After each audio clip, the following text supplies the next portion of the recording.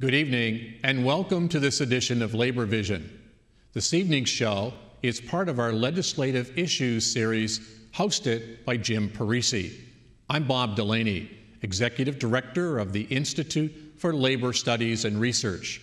Labor Vision, a production of the Institute, focuses on topics of importance to working Rhode Islanders. We hope you enjoy this evening's edition.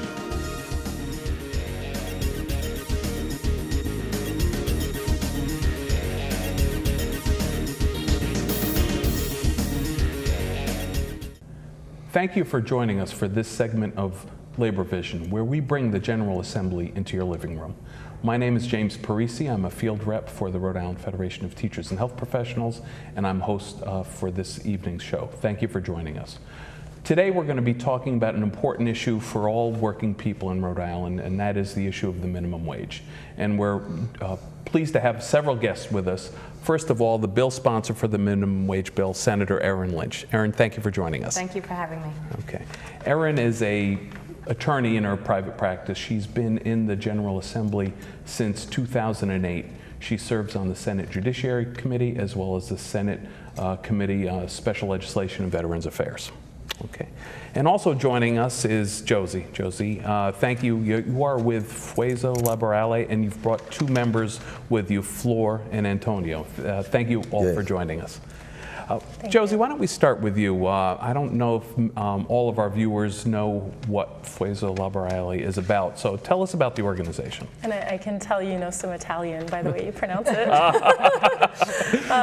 So our organization, which in Spanish means labor force, and in English we translate as power of workers, is a worker center in Central Falls, Rhode Island. And as a worker center, we function a lot like a union would, except our members, most of them are not unionized. But so we work with them in that capacity, helping them with issues that come up at work, including a lot of wage issues. And I know you were interested in the issue of minimum wage, which we're going to talk about today, but tell our viewers what other campaigns your organization has been working on this past year. Yeah, so the main campaigns that we have are a campaign against wage theft, which we describe as what happens when an employer improperly pays wages, so pays less than minimum wage or pays less than overtime. And in many cases, actually, for our members, doesn't pay at all in some of the underground economy industries. So that's our biggest campaign, and that included both direct actions against employers, so kind of trying to go, bring the issue to their doorstep when they're refusing to pay workers. And then on the legislative side, pushing for legislation, which did end up getting passed. It was sponsored by Representative Eugene in the House 7509, and it raises the penalties for when employers don't pay.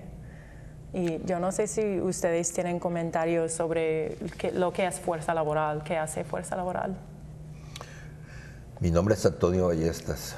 Fuerza laboral lo que hace es proteger al trabajador del robo de salario, de instruirlo sobre las leyes del Estado y sus beneficios que tiene en tenerlas presentes. My name is Antonio Ballestas, and Fuerza Laboral protects workers from wage theft by educating them about their rights and the benefits that they have a right to access through the state to avoid that issue.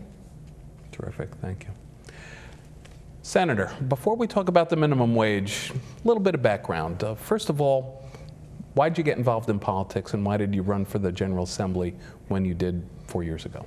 Well, when I ran 4 years ago, Jack Revens, who had been the longtime senator from the city of Warwick, I believe he had been there, it was 40 years at the time, had decided to retire, and there was an open seat.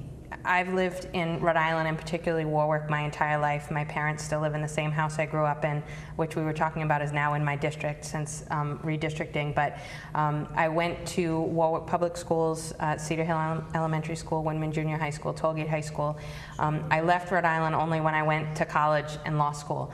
And came back. I always knew I would come back. I'm from a very large family. I'm one of 10. I have 9 brothers and sisters. I have 24 nieces and nephews. The great majority of my family still lives in Rhode Island. And you know, one of the things that my parents always taught us was to become involved. You can't complain about something unless you're trying to do something about it. So I always knew I wanted to be involved at some level. I didn't really know what, and it was one of those just kind of timing issues. The seat opened up. You know, several other people ran. I was fortunate enough to win in the end, but it was one of those things where I knew I wanted to get involved. I wanted to try and help and try and make a difference, and I saw that as my opening. Okay. Other than the issue of the minimum wage, what other issues did you work on in the Senate this past session? Since I've been in the Senate, one of the things, obviously, the economy has been on the forefront of everybody's mind. You know, unemployment, the business climate we have here in Rhode Island. One of the things that I've concentrated on since I've gotten there is trying to help Rhode Island become more business friendly. As we know, that's not always something that is achievable in a short time, but it's something we've been working to try and do, particularly I feel as though since I got there. The Senate President put together what was called the Small Business Task Force for the Senate, which I chaired, and we put together a package of legislation to try and help make it easier to do business in Rhode Island. What I have tried to do, and something that has been very important to me since I got there, is to try and make a difference and to try and make things a little better. You know, I'm not naive enough to think that I'm going to go there and solve all the world's problems, you know, in the 2 years that I'm there. But I do, want to try and work and to make some even small difference if I can, but leave it a little better than I found it. So, we've worked very hard on regulatory reform. We've been working on access to capital and job growth. So, those are things that I've really tried to concentrate on since I got there. Yeah. And the Senate grappled some big issues separate and apart from the budget this year. Well, what do you think were the main accomplishments that you and your colleagues worked on that actually went through the process this year? Well, I would like to think that the increase in minimum wage was one of the biggest, things that we did do. There were a lot of things that we did and that we accomplished. There was,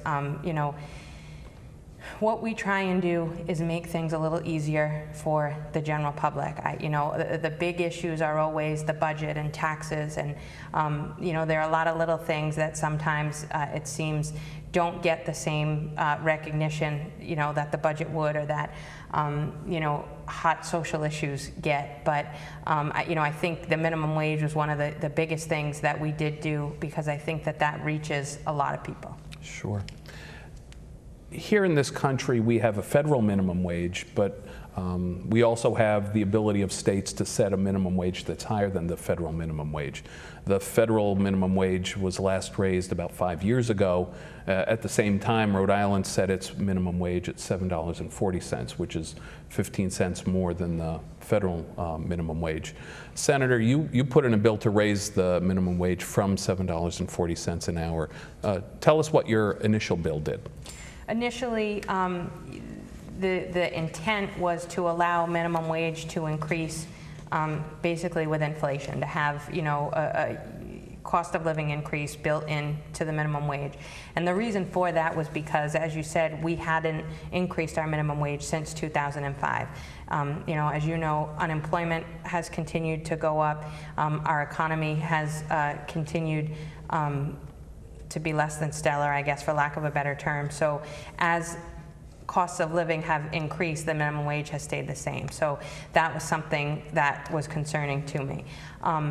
There obviously was some resistance to that, a great deal of resistance to that, and that didn't make it into the final bill that was passed and was ultimately signed by the governor. But I do think the fact that it was raised, and it was raised 35 cents, was a good first step. Certainly. Josie, I'd like you to ask your two members, first of all, why raising the minimum wage is important to them.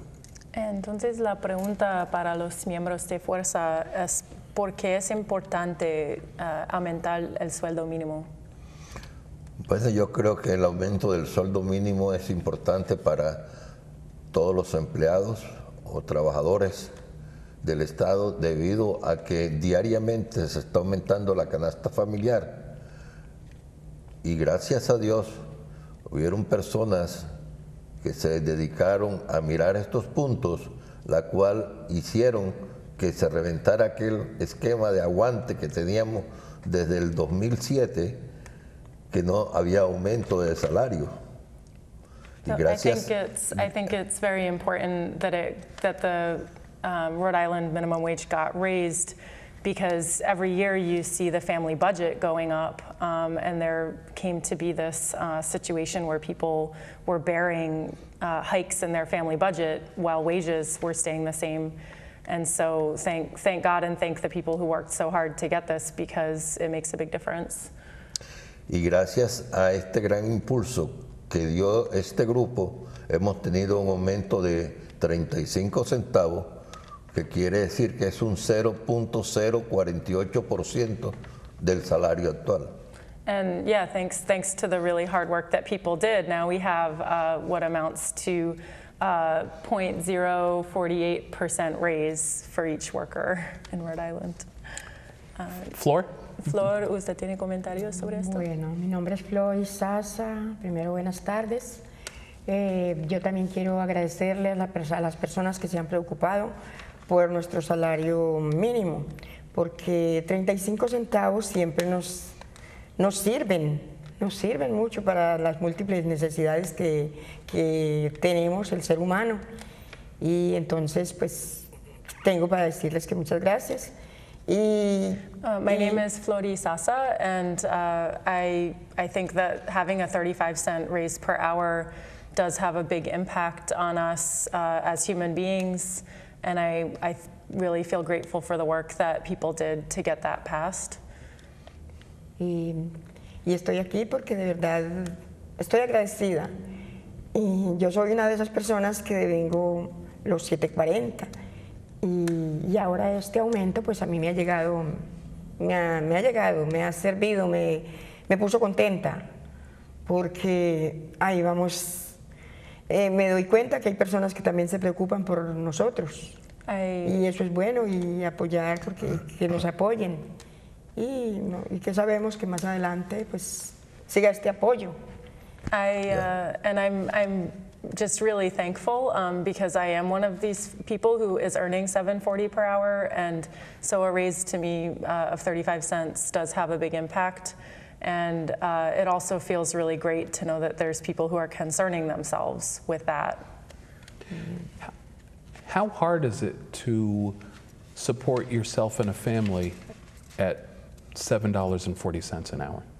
No se me es muy fácil, pero también sabiendo uno coordinar sus gastos, también puede aportarle a otros que están quizás en nuestros países más necesitados, porque la verdad yo tengo varias, ¿cómo se dice? Hijas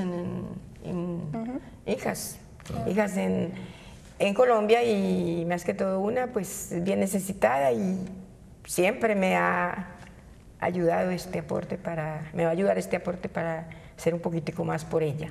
It can be very difficult earning the minimum wage, and you end up having to do a lot of budgeting and being very careful.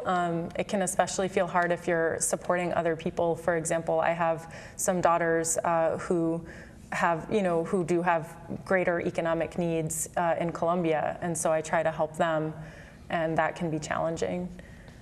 De todos modos, tengo para decirles muchos thank yous, muchas gracias, y que el Señor los bendiga. And so in conclusion, I just want to say thank you so much to everyone, and God bless you. Some people characterize the minimum wage earners as a lot of teenagers who don't really need a boost. Who earns a minimum wage here in Rhode Island?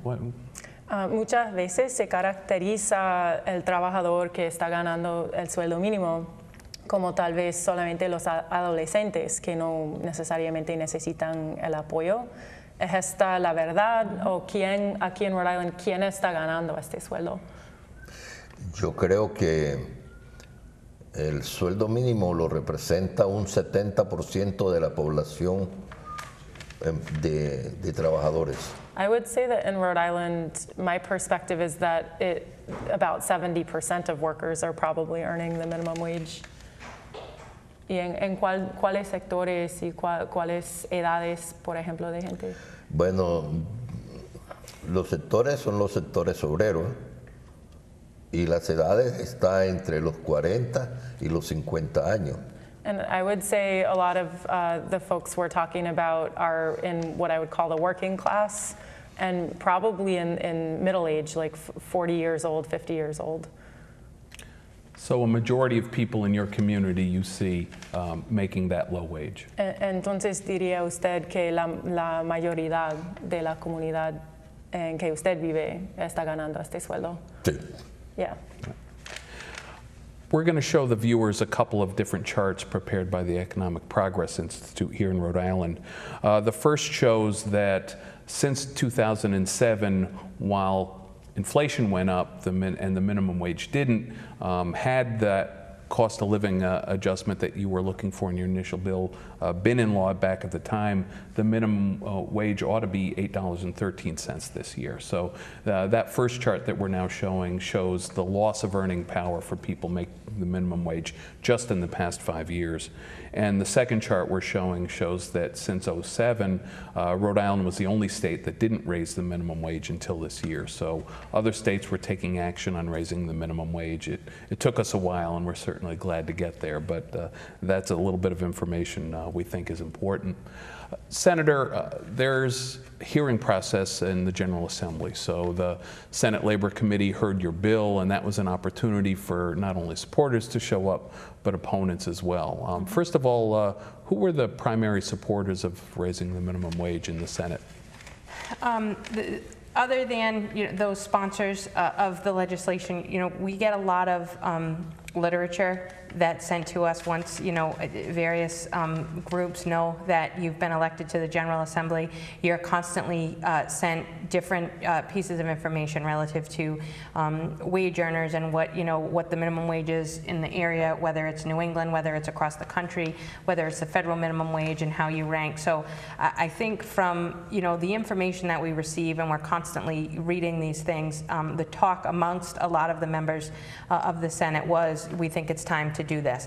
Obviously, labor in the various labor organizations were very much on board with raising the minimum wage, because it would help their membership. But I think that there was a lot of, various constituents of the different senators and representatives, were voicing their opinion that, look, if this can help people make ends meet, I make minimum wage, my daughter who's supporting a child makes minimum wage. It was different personal stories that we heard as well.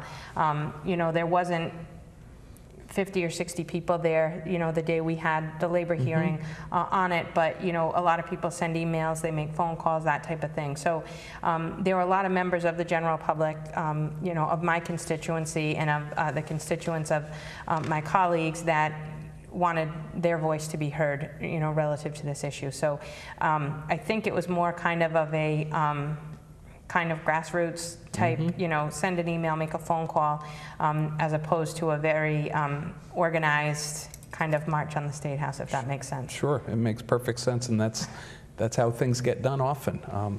But there was opposition as well, and historically, the business community has opposed increases in the minimum wage, and I know there were some folks weighing in on the issue here in Rhode Island this year. How would you characterize the opposition? What was their focus when they opposed this increase? The arguments, for the most part, and again, these came through other colleagues that had heard, from constituents, but during the hearing, what came to mind was something that you had already mentioned, and that was, well, all these people making minimum wage are kids or they're seasonal help. So, what's the big deal if a 16 or 17-year-old is making 30 cents an hour or $14 more a week? And my response to that was, again, we're a part-time legislature, so we all have, day jobs. In my day job, I see a lot of single parents, multi-income families who not only do each parent work a job, but they sometimes work 2 jobs. And if that extra $14 a week is going to help put gas in their car or pay the electric bill, all we're trying to do is help people make ends meet. And I wouldn't get up and say to anybody, whether it's my colleagues or on television, that I think that an individual making $7.75 an hour could support a family of 4. I just don't think it's possible without other help, nor is that what I'm saying by raising, by trying to raise the minimum wage to that. What I am saying is every little bit helps, and if we can get them an extra 30 cents an hour or an extra $14 a week, that's going to help. Not only will it help that household and that family, $14 a week is going to be spent in the community. They're going to take their kids to the beach. They're going to get ice cream. They're going to buy something else at the corner store. They're not going to the Bahamas on $14 a week. So it's something that I think is a piece of the puzzle in terms of helping the economy, which is obviously the greater issue. When the bill finally passed, that cost of living portion didn't survive the process. Was that in large part due to some of the opposition voiced by the business community? It was, and I think it was, and I think what we felt at that point, and when I say we, I mean the co-sponsors and myself and my other colleagues, it was important for there to be an increase. It had been 5 years. We were, I think, at the time the lowest in the New England states, certainly lower than our 2 neighbors in Massachusetts and Connecticut, which we still are. But the concern was that, we don't want to scare businesses away from coming in here if there's going to be an automatic increase. And although it's not a fight that is over, I don't think, in order to get this increase passed, if that had to fall by the wayside, I could live with that. It's not something we'll forget about and not something that's not going to be brought up again, but I thought it was more important to, as of January 1, 2013, have the minimum wage increase than fight about whether or not there'll be constant increases. Sure. And I don't know if I've mentioned it yet. What is the rate going to be January 1 of next year? $7.75. Okay. Josie, what did your organization do in support of the minimum wage increase?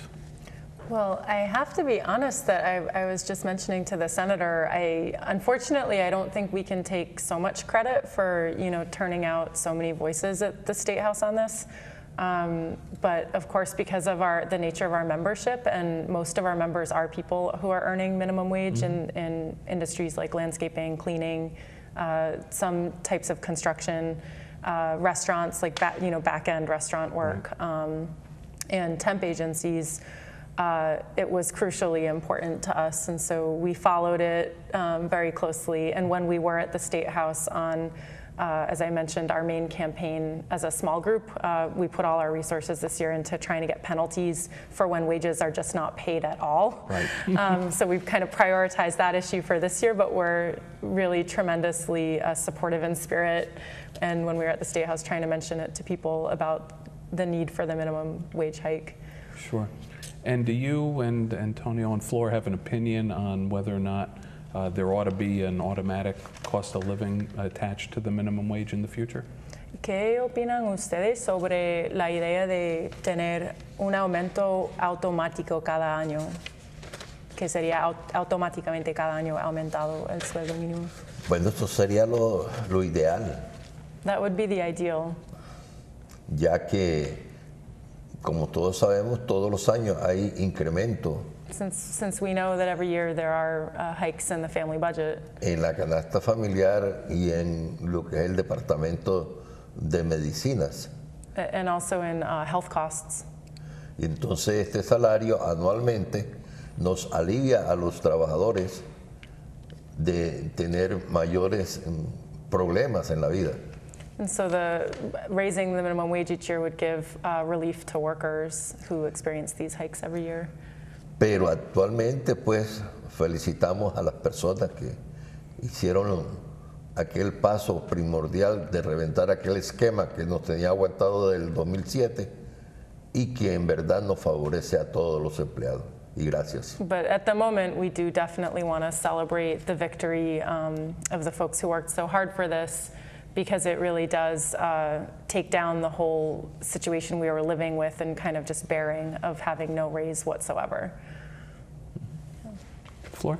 Para mí sería genial, muy importante, muy maravilloso, porque así vamos a tener un poquito más si la palabra se puede decir, vamos a estar un poquito más holgados, más tranquilos, porque cuando uno, para mí no es todo el dinero, para mí no, pero sí es mucha parte de la vida, y uno estar un poco más tranquilo es bueno, porque uno dice, ay, voy a poder ayudar a mi hija que está en un problema, o mi nieto, y ven, te puedo colaborar con esto.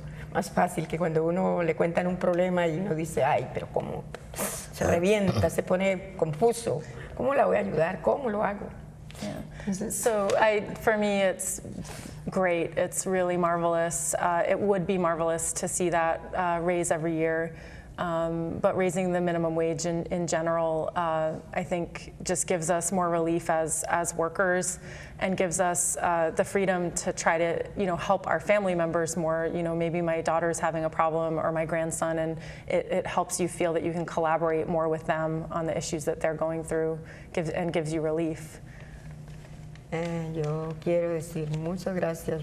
Estoy de verdad feliz y agradecida porque hay gente que se preocupa por los demás, and I unos just por otros. want to say thank you again, because it's really great, and it's a wonderful feeling to know that there's people who care about other people and put themselves out there for that. Yeah, terrific sentiment. Senator, I missed the Senate floor vote on this bill, but when I looked it up, I saw it was actually fairly partisan. All 8 Republicans voted against the raise in the minimum wage.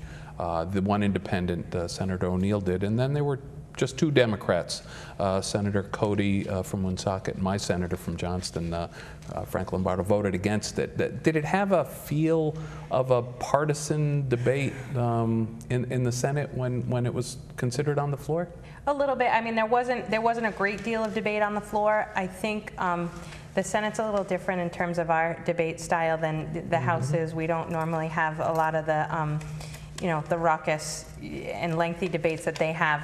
Normally we talk to one another beforehand, see if we can work out different issues, and if we can't, a lot of times some people still, they get up and they say their piece, and they, I think the only person who spoke against it was Senator Hodgson, who is also on the Labor Committee, and he and I had discussed it, and he, had those concerns about seasonal help, about teenagers, about that type of thing.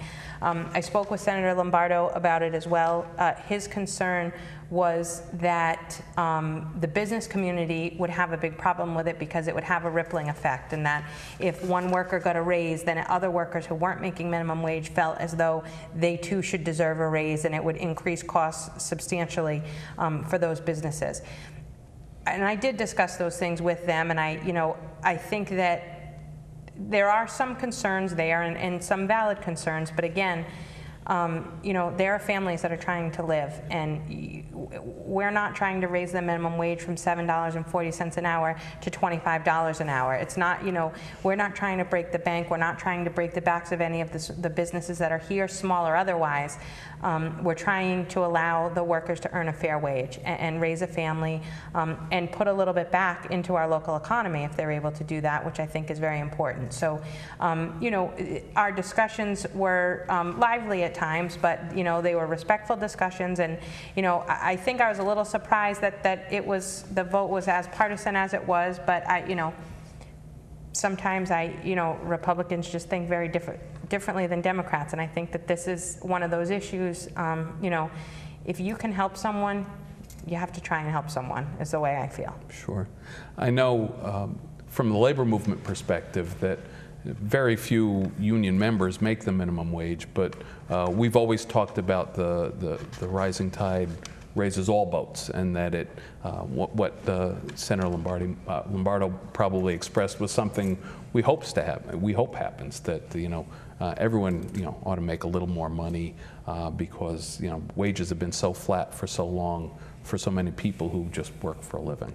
And the last thing we want to do again is make this a bad business climate, and I can't stress that enough, is that yes, we want to help the worker But at the same time, we're not looking to break the backs of the business owners, because without these businesses start closing and going under, our unemployment rate's going to continue to rise and there aren't jobs.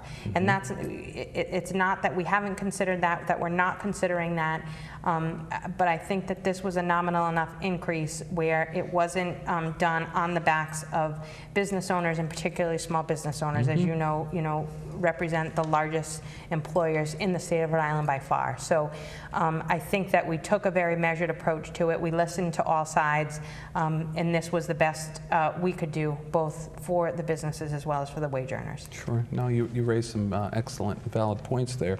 In our final minute or so, I noted that the governor signed the bill. Had you had some prior discussions with his office about their support, and what was the governor's thinking on this? Not necessarily, and he signed it, so I guess his thinking was he thought it was a good idea. There are a lot of different avenues that the governor can take if he isn't necessarily interested in a bill. He actually had a particular signing ceremony. Representative Bennett and myself, who sponsored the legislation on the House side, who's also from the city of Warwick. But he seemed to be excited about it. He seemed to be, he seemed to feel as though this was something we could do, to help our citizens and to help our wage earners. So, I think that it's a situation where every little bit helps, and we're trying to start to improve our economy, and this is just a piece of it. Sure, thank you. Josie, final thoughts before we run out of time on the importance of this move for working people? I just think you said it best, and I think it's a cliche, but it's a good one, that a rising tide does raise all boats, and to me that's a good business climate. I think that's what we want to do. Okay.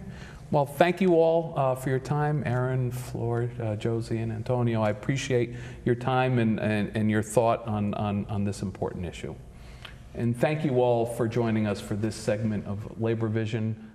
Thank you, and in the near future, we are going to have a program on the misclassification issue that Josie mentioned.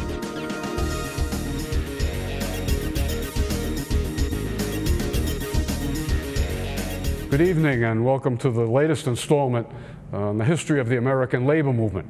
And whenever we have an opportunity, we try to add a little about local labor history right here in the state of Rhode Island. My name's Scott Molloy. I'll be your host again. I'm a professor at the University of Rhode Island and have taught labor history for more than a quarter of a century. Last time we took a look at the fascinating group known as the Knights of Labor, who came to fruition in the 1880s, known as the Gilded Age. And up until that time, they were the largest labor grouping that America had ever seen, reaching almost 1 million members at one time or another in that decade. They really rocked the boat of labor relations in that era. And so much so that when they beat several of the leading robber barons in some of the many strikes that they participated in, they got a little strike happy themselves. And before you knew it, there were more people out on strike than there were working. And you needed somebody to assist for those people who had walked out. So the Knights had a lot of successes. They changed a lot of laws and legislation. They brought forth many new ideas. But they became such a threat to the emerging corporate world at the end of the 19th century that employers eventually banded together, and as Robert Ware, one of the great historians of the Knights, would say, they shot them back to work. And that's pretty much what happened. And before I get on to the next group that arises out of the ashes of the Knights of Labor, let me just mention one of my most enjoyable quotes. And I'll tell you who said it when I'm done giving it to you, and see if you can get a sense of who might have said this. As we view the achievements of aggregated capital, we discover the existence of trusts, combinations, and monopolies, while a citizen is struggling far in the rear or is trampled to death beneath an iron heel. Corporations, which should be the carefully restrained creatures of the law and the servants of the people, are fast becoming the people's masters. Now, if you heard that quote, it's pretty right on. The person's not equivocating at all. And you might say, well, it sounds like a labor leader or some activist on a soapbox or maybe a socialist spouting off. It was none other than Grover Cleveland, the President of the United States in 1888, who said that corporations were getting out of control. I guess you can all have a sigh of relief and say, well, I'm glad we don't have that problem any longer. But history does, while never repeating itself exactly, different eras and periods do seem to mimic other times and places. And when you look at that Gilded Age in the 1880s and the 1890s, we discover that the real revolutionaries, who are often portrayed as the labor movement, is not really the case. That it was people, the robber barons like none other than John Rockefeller, who established Standard Oil Company in 1882. At first, he was only a refiner of petroleum products. No jet fuel in those days, but kerosene and other things that were used in industrial situations. And John Rockefeller looked around. He was only refining the oil. And he looked at where the petroleum came from and where he sent it out to, and realized that he was missing out on a lot of profit opportunity. And so over the years, Rockefeller would work his way back to where the oil came from, whether it was the hills of Pennsylvania or later Texas. He would buy up the land and the equipment in order to suck the oil out of the bowels of the earth. But he owned that end of it as well. And then he made deals with the railroads, or perhaps bought a railroad or established a pipeline to bring the oil to his refinery, thus cutting out a lot of the middlemen. And then he eventually owned wherever he sent the retail trade for this petroleum. It might have been a hardware store, some other manufacturing company. And what he would do is then sell the finished product to these new customers. So he owned everything from the wellhead to the retail outlet, in which case he was able to embellish and increase his profits by a tremendous margin. And before you know it, many other captains of industry, or as you've heard me say before, the robber barons, would try to buy up their competition in a particular industry, whether it was salt, sugar, or Rockefeller's petroleum. And by eliminating the competition one at a time, slowly but surely they gained control of an entire output of a product. And once they did that, once the competition had been basically eliminated, they were able to then raise prices, and there wasn't much the consumer could do about it because there was no alternative product to purchase. I know today sometimes we go into a superstore or a market and see 1,001 items, but oftentimes they may have different names, but they're still made by the same producer. So that's a problem that has been around in retail for a long time. And later on, even in today's world, we'll see a number of years ago, Texaco, which isn't really around much any longer, actually bought Ringling Brothers Barnum and Bailey Circus because they could make more profit from the circus than they could from selling oil. Well, you know, that was a number of years ago with the price of gas, what it is today. But it's always good to look at the surrounding atmosphere and the framework within which the labor movement was operating.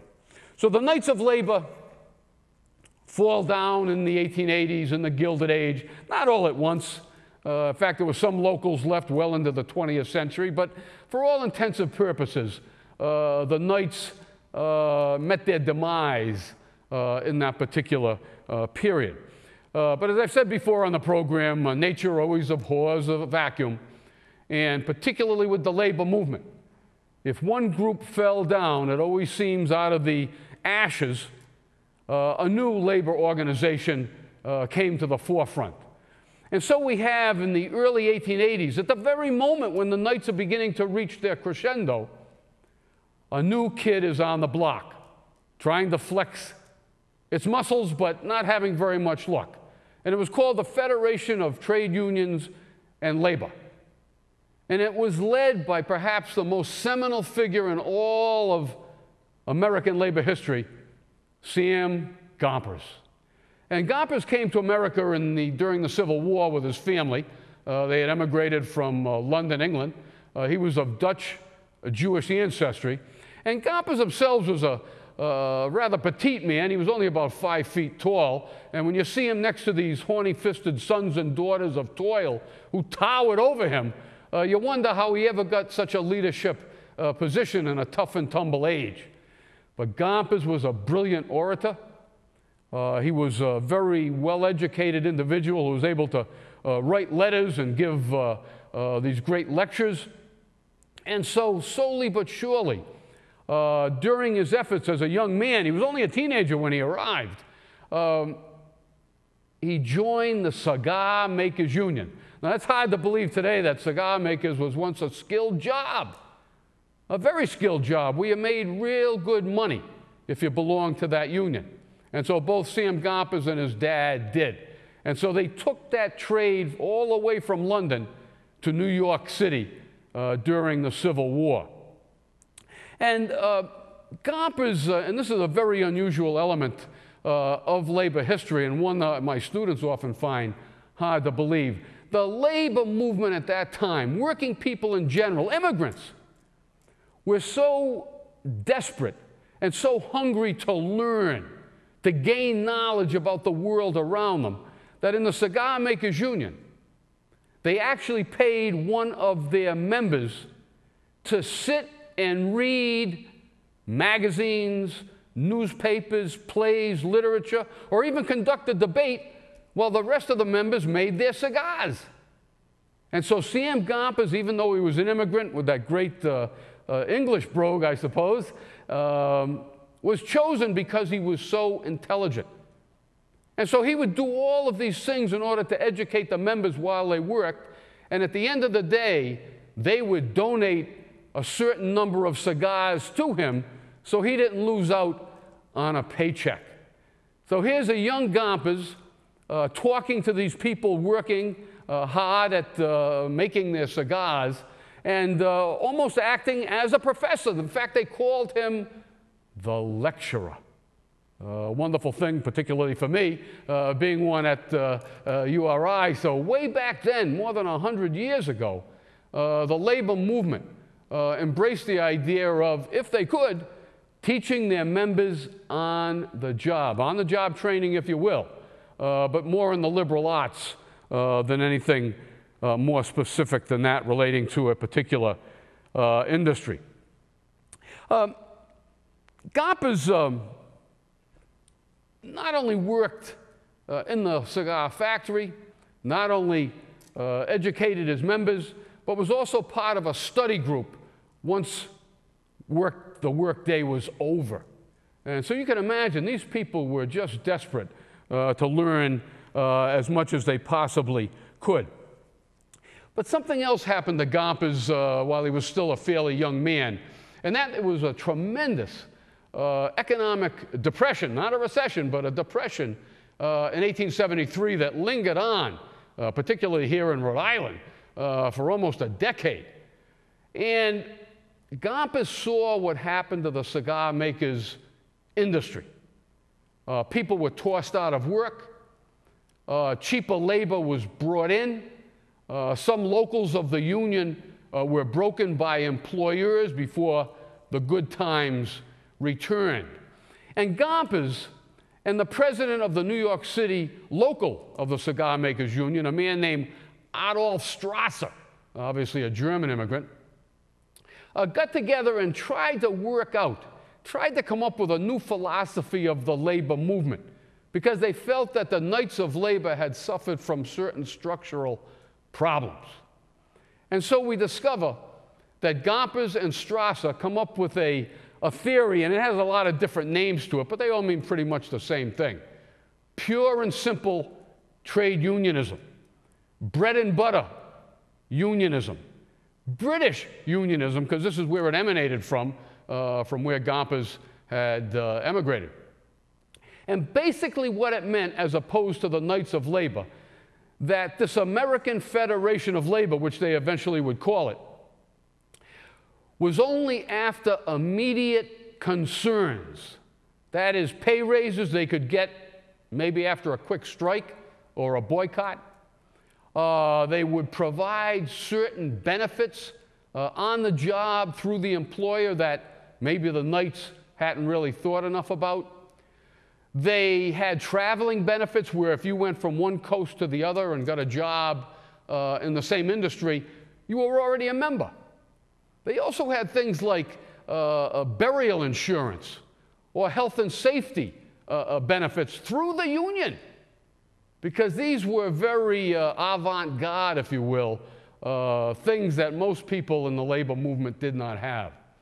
Now, the greatest change from the Knights to the AFL was who was in the union and who wasn't. The Knights, as we saw, were very, very inclusive in that they took in women, they took in people of color, they took in the unskilled, basically everyone who worked for a living. Gompers and Strasser felt that that was one of the problems with the Knights. They were too inclusive. And so the AFL embraced skilled workers, those people who had a trade that would be difficult to replace in case of a walkout or a strike. And if you had a skilled job like that, if you were a glass blower, if you were an iron molder, if you were a carpenter or a machinist, you made pretty good money compared to the rest of the workforce, and you could pay higher dues, which meant that the union itself, whether at the national level or the local level, had tremendous strength because you always need a certain degree of money in order to make things happen. And Gompers also centralized the AFL. He would take money from a local that was perhaps wealthier than some other local and switch some of the money over to there. And one of the biggest changes was where the Knights were very strike happy in many ways. If you were going to get strike benefits from the AFL, which again was an umbrella organization under which maybe 50 different unions would find a home, if you were going to get strike benefits, you had to get authorization from the national union before you walked out. With the Knights of Labor, they simply left the factory and wait and saw what would happen. The AFL was much more together in how it handled things like that. And of course, it made for a much stronger group. But on the other hand, it left a lot of people out. Later on, we'll see that the labor movement gets back on track and tries to organize everyone once again. But for the short term, into the early 1900s, the AFL is probably the largest game in town. And in 1893, when there's another depression, people don't realize that America has suffered recessions and depressions with great regularity. But in 1893, the infant AFL, which had formed in 1881, hadn't been around very long, was able to get through that economic downturn intact, despite the fact that a lot of their members lost their jobs. The first union in American history to get through a recession or a depression and live to tell about it. Most of the other unions simply had fallen apart, but not the AFL. And in many ways, Gompers and Strasser and the Cigar Makers Union felt that, hey, we had done a great job, and it really proves our point that skilled workers and a higher dues structure does pay off for you. Gompers, anyway, became the head of the New York City local of the Cigar Makers, while Strasser went on to become the head of the International Union, meaning they had members in Canada as well. And in the 1880s, Gompers, with the knowledge that he had amassed, a person who definitely would have gone to college and probably got an advanced degree today because of his intellectual abilities, Gompers decided to form an umbrella group, the American Federation of Labor, which would reflect the experience of the Cigar Makers Union and try to pass those lessons on to other unions as well. And so, not surprisingly, most of the unions that joined the AFL were those in the construction trades, those who had a particular skill, or as they used to say back in medieval England, a mystery. You know, it's still a mystery today when I try to turn my plumbing off and on, and that wasn't a bad word to use, mystery, and you paid for those services. Because if you knew how to do something and most people didn't, it meant that you could charge more and have a better way of life for yourself. Now, Gompers also, unlike the Knights, didn't get too involved in politics. We often hear, and you can't go to a labor convention or federation and not hear somebody say, any given day of the week, that Gompers said, reward your friends and punish your enemies. And he meant that in a general sense. But he didn't place a great emphasis on politics right away. He felt it was more important to teach economics to his constituency, to the members who made up the AFL unions. So he put politics on the back burner, at least for a while he followed that pure and simple maxim of trying to get people what they really needed. During a congressional hearing in the 1880s, Adolf Strasser, who again was still the head of the Cigar Makers Union and also member of the umbrella group, the AFL, was called before Congress simply to answer some questions about his industry. And when the committee chairperson kept asking him about, well, what are your long-term goals? Strasser would quickly answer, we don't have any long-term goals. We're here to get for our members what we can today and let tomorrow and next week and next year take care of itself. Now, this wasn't necessarily the greatest policy to have, but compared to the Knights, who in some ways wanted to change society from the top to the bottom, it was a very different thing altogether. Now, this does not mean that the Knights did not have certain cultural improvements that they embraced. For example, they worked for child education. Keep the kids out of the factories and let them stay in school. And so they tried to pass laws and legislations to that effect. They toiled endlessly. In some ways, so had the Knights, for the 8-hour day. But because of the skill factor, the AFL was able to get that 8-hour day more often than not because nobody could replace these people. They were so skilled. And something that the AFL embraced very early on in its history, and of course it's still around today, and really the labor movement deserves all the credit for this one. Some of the other things other people helped out on, and that was the issue of health and safety. Because more so than any other group, unions fought to try and make the workplace without injury, without accidents. And so they forced the employers to do a better job on that, as well as their members, and the injury rates fell precipitously because of that. They worked for apprenticeship laws, which meant that you had to show a certain degree of skill in order to call yourself a bricklayer or a carpenter or some other industrial mock along that line. They fought against convict labor. Boy, I think we had a convict problem back then. The latest statistics show more people in America are in prison than I think any other nation on earth. And societies always look for a way to get some money back on that. And even today, you may go out on the highways and see people picking up litter who are incarcerated at the ACI. They fought for a Bureau of Labor Statistics so they could find out what was being paid in a particular industry or in a state or a city. They wanted the statistics for knowledge purposes in order to inform themselves when they went up for collective bargaining. And lastly, and this is one that the labor movement never likes to admit to, they fought against Chinese and Asian immigration into America. In fact, the country passed laws to that effect even before the labor movement talked about that. But in many ways, even though the Knights of Labor had been the most liberal labor group in history, the AFL was really no worse than the rest of society. Prejudice was rampant, discrimination was ripe, and so the labor movement simply followed the dictates of the day when not everyone was as tolerant as we are today.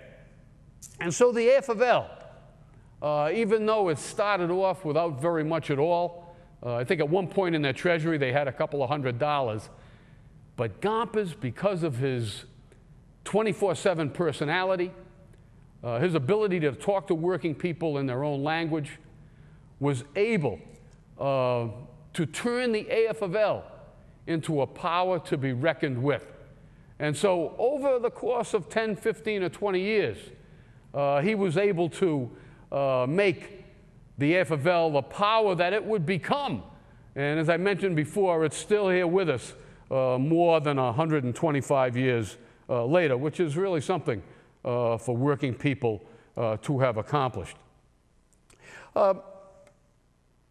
Gompers, I might also say on a personal level, did not always believe necessarily in what some of his members embraced. He was more for integration, yet a lot of the unions were for Jim Crow. He wasn't so against women being in certain trades as perhaps some of the other unions themselves were. But he wanted to keep his job. He wanted to build the AFL into something. He thought change would come with success, and of course it did to a certain degree. And so Gompers slowly but surely turned things around. And even though these people understood themselves as workers, they had what we call a class consciousness. They knew they were workers. They weren't intellectuals, not that they didn't use their minds, but they weren't professors. And because of that, they had this sense of themselves as, we need the union to have a better way of life. And we're going to see in the next segment a group that not only embraces class consciousness, but also class struggle. This is a group of left-wing unionists. There weren't necessarily a lot of them, but they would oftentimes, and they were broken up into many different groups, as we'll see, but they oftentimes were way ahead of the period in which they lived. And they might look for things that we've only realized in recent years, say since the New Deal, workers' compensation, unemployment insurance, a horn of plenty of benefits on the job. These were things they were talking about in the early 1900s.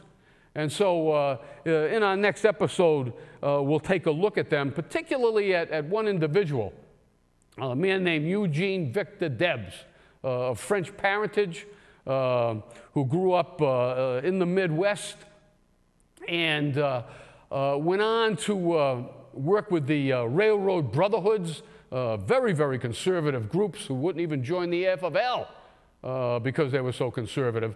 Rose through the ranks, was a very literate young man, actually had some high school under his belt, which was very unusual at the times, but later on would break with the Union and help join and create the Socialist Party and actually run for president on a couple of occasions and got 1 million votes. So in our next session, we'll be taking a look at Eugene Victor Debs, the American Railway Union, and the Pullman strike in 1894, which almost pulled America apart. So I'll look forward to talking with you next time about that. Thank you for joining us for this edition of Labor Vision. We appreciate your input and encourage your comments. Labor Vision can be seen 3 times each week, Tuesdays at 7 p.m., Thursdays at 8 p.m., and Saturdays at 5 p.m.